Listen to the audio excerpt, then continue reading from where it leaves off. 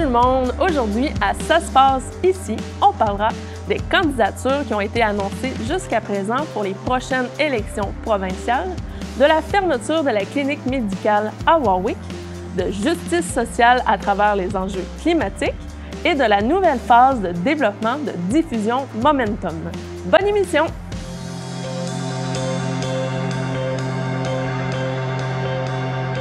Côté politique, cette semaine, on connaît les candidats de certains partis de la circonscription d'Arthabasca.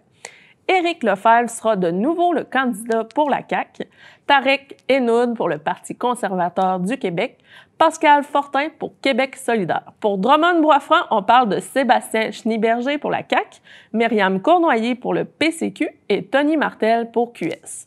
Et côté politique municipale, Notre-Dame-de-Ham célèbre 35 ans de parité homme-femme au conseil municipal, un objectif qui est rarement atteint pour d'autres sphères de la société. À la mairie de Saint-Valère, c'est M. Marcel Normand qui a été élu par acclamation. Alors, voici quelques exemples des 33 actions qui se retrouvent dans ce plan-là et qui a pour objectif ultimement de faire en sorte que Victoriaville est une ville verte de nature dans tout ce qu'elle entreprend. Alors, mes collègues... La ville de Victoriaville s'est dotée d'un plan stratégique 2022-2027 pour guider ses actions afin de devenir le leader en développement durable. Ce plan est constitué de 33 actions et de 11 orientations liées à l'environnement, le social et l'économie. Au niveau environnemental, par exemple, on parle entre autres de densifier notre territoire pour avoir suffisamment de logements pour notre population, de créer un quartier signature écologique qui fera la renommée de Victoriaville à l'échelle de la province, de doter la... Il y aura aussi des incitatifs pour avoir des logements abordables et des places en garderie. La zone d'innovation en économie circulaire sera déployée, de même que les pratiques en matière d'écoparc industriel. Le centre-ville et les autres lieux publics seront mis de l'avant par la tenue de divers événements tout au long de l'année. Tous les détails de ce plan sont disponibles sur le site web de la ville.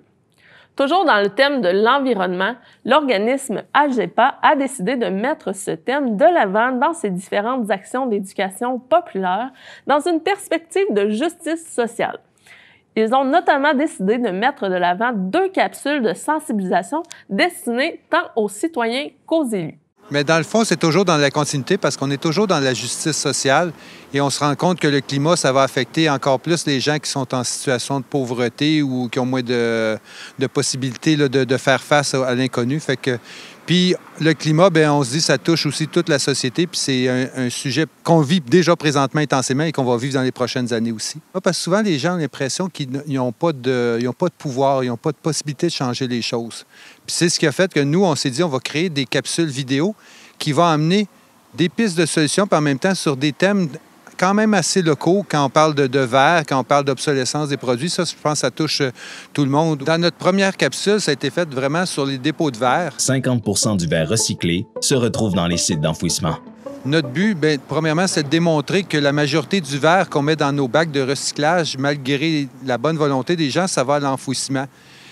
Tandis qu'on dit qu'il y aurait une façon de le revaloriser d'une meilleure façon si on avait des dépôts dédiés seulement pour le verre. Mais présentement, au centre du Québec, il y en a seulement un. Et il est situé à Victoriaville, ce qui veut dire que c'est seulement les citoyens et citoyennes de Victoriaville qui y ont accès. Fait que notre objectif, nous, c'est de sensibiliser la population, justement, que le verre, bien, c'est un bien, puis il faudrait le ressortir des bacs. Puis en même temps, on interpelle nos élus à travers le centre du Québec pour dire « Donnez-nous la possibilité qu'on puisse le faire. Donnez-nous accès à ces bacs-là. » Donc, c'est possible d'en mettre un peu partout sur le territoire. Ça se fait déjà en Estrie, ça se fait dans la région de Montréal. Puis nous, on est quand même le berceau du développement durable et je trouve qu'on est un peu à la traîne de ce côté-là. Dans le fond, ce qu'on a fait à date, c'est qu'on a envoyé une lettre où est-ce qu'on les a interpellés en leur disant que c'est important. Puis on envoie aussi un lien pour qu'ils puissent voir nos 2 capsules pour voir exactement qu'est-ce qu'il en est.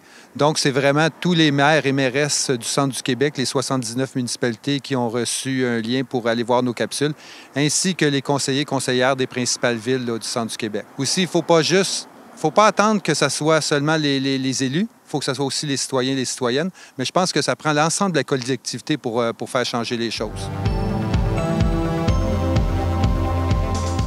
La clinique médicale de Warwick a annoncé sa fermeture prévue le 23 décembre 2022. Cette décision difficile a été prise dans un contexte où il y avait 3 médecins qui avaient annoncé leur départ prochain à la retraite, mais aussi dans un contexte de recrutement limité, rendant difficile l'opération de la clinique. Ainsi, les 4000 patients de Dr Harrison Boulay, Dr Dehay et Dr Chamberlain se retrouveront sur la liste d'attente du guichet d'accès à un médecin de famille. De leur côté, les 3 médecins restants poursuivront leur service et leur dossier à la clinique médicale d'Arthabasca. Rappelons que la ville de Warwick a offert des solutions pour faire face aux déficits d'opération et aux défis de recrutement afin de maintenir cette offre de service qui est en place depuis 77 ans. Toutefois, après évaluation, la clinique a décidé d'aller de l'avant avec la fermeture. De l'autre côté, passe tentée, c'est raté, intercepté par Vetrano. Vetrano s'amène, il va le lancer. Et voilà le but! Joey Vetrano! Un tir en entrée de territoire qui bat le gardien. La saison des Tigres s'est terminée le 1er mai dernier. Malgré leur victoire 3-0 contre les Huskies, les Félins n'ont pas réussi à se tailler une place en série par une différence de 1 point avec les Dracars de Baie-Comeau. L'équipe aura donc récolté 57 points et 25 victoires au courant de la saison. Et maintenant, du côté des Vulcains, l'équipe de natation a terminé sa saison en beauté en terminant au 13e rang du championnat.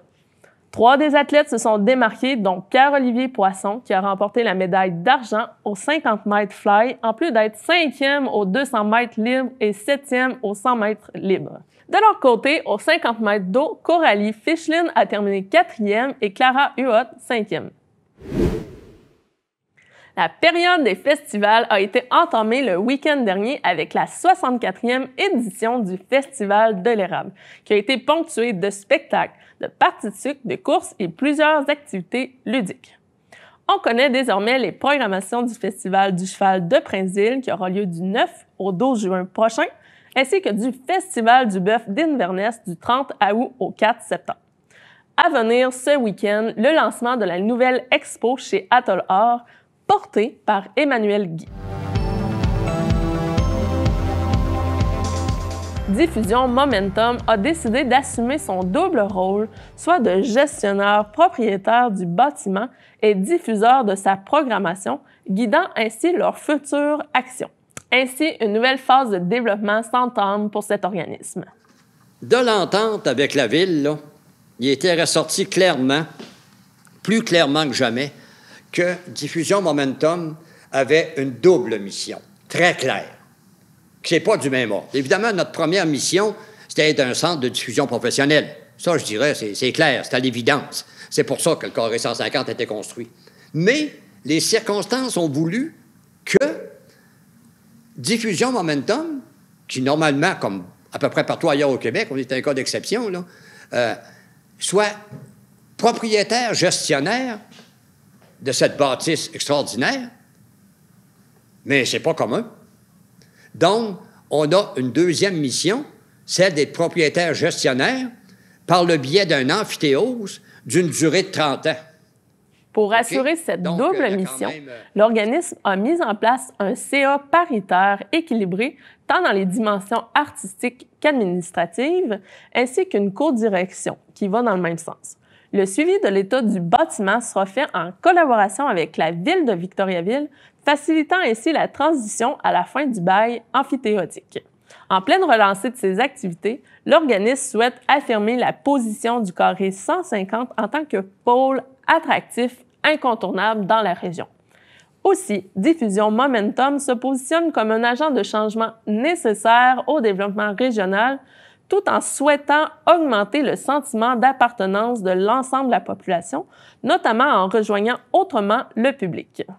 Mais on pense qu'en sortant des murs, en allant à l'extérieur par des activités de médiation, en étant présent éventuellement dans les communautés rurales qui bordent Victoriaville, on va être capable d'arriver avec le temps à développer un réflexe chez la population plus jeune de considérer le Carré 150 comme étant quelque chose d'important dans leur vie en termes de développement culturel.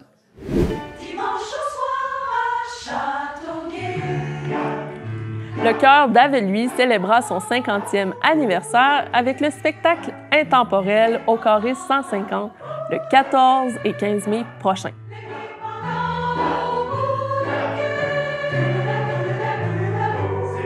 Pour nous, la musique, c'est intemporel et ça fait voyager les gens depuis toujours, à travers les époques.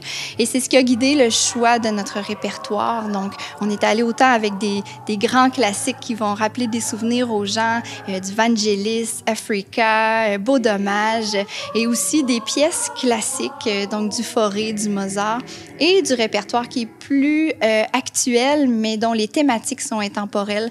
On pense à Patrice Michaud, Martin Léon, et même une pièce de Stromae. Puis on a aussi une chanson inédite qui a été écrite par Suzanne Lénès, qui était notre chef de chœur précédente, pour souligner les 50 ans, qui s'appelle Les Noces d'or.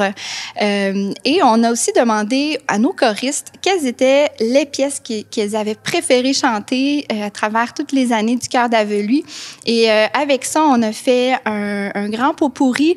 Je dirais que c'est un peu les meilleurs succès du Chœur d'Aveluy, là. Donc, on a vraiment un répertoire qui, pour tous les goûts, qui va ramener les gens dans leurs souvenirs et qui va les faire voyager à travers le temps.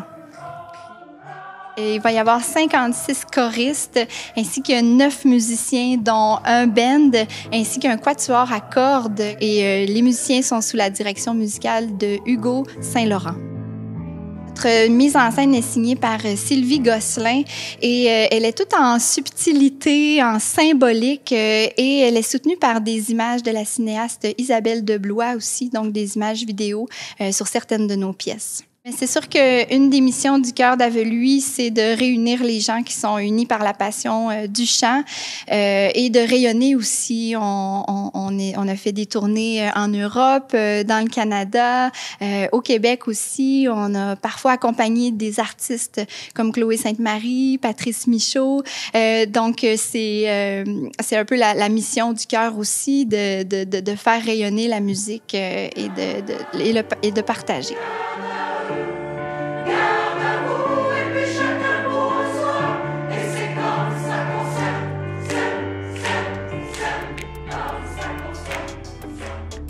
Et voilà, c'est terminé pour l'émission.